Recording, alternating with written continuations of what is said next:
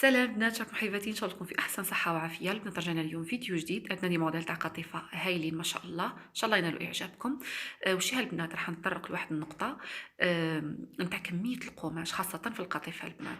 قطيفه وكاين نوعيه من الساطان ثاني فيها زوج وجوه، يعني ما فيهاش فرد وجه، قادره تقلبيها منا ولا منا، تلقاي بلاصه كلار وبلاصه فونسي.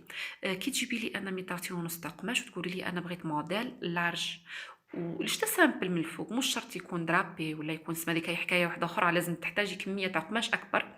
تبغيه لارج وتجيبي مترتين ونص تاع قماش تقولي لي انا من قبل لي يديروا لي مترتين ونص تاع قماش. واش نقول لك، مترتين ونص تاع قماش نجمو نخدموا بها الداخل في الخارج، وتجيك جهه كلار وجهه فونسي، يعني الموديل ما يكونش انيق ما يكونش راقي. سما تلبسيها قدام وحده هكا تعرف لا تروحي بها المناسبه، راح تعرف باللي الخياطه اللي خيطتي عندها راهي تلبس. فهمتوني البنات؟ اي بان شيه كي تشريو القطيفه وتبغي حاجه، تبغي موديل لارج من تحت من 3 مترات وطلع، لا بغيتيها بلي مانش 3 كار نجمو 3 مترات ندخلو كيما نقولوا حنا نجمو كيفاه نسرقو من القماش ونخدمو 3 كار. مي بلي مانش لازم من 3 مترات وزيدي طلعي الفوق باش نجمو نخرجوا الموديل كيما نحبوه. نقول لكم في امان الله، ونتلاقاو ان شاء الله في فيديوهات اخرى.